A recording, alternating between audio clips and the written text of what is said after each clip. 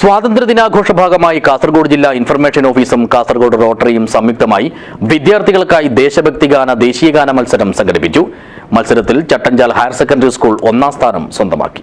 This news sponsored by unity centre for medical and computer education, Kanhangad, Kasaragod ജില്ല. ജില്ലയിലെ high school വിദ്യാർത്ഥികൾക്കായാണ് മത്സരം സംഘടിപ്പിച്ചത്.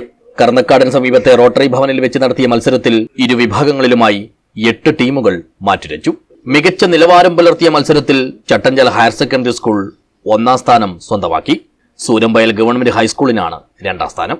നീർച്ചാൽ പെർഡാല MSc HSS മൂന്നാം സ്ഥാനത്തിന് അർഹരായി. വിജയികൾക്ക് തത്സമയം തന്നെ സമ്മാനങ്ങളും വിതരണം ചെയ്തു.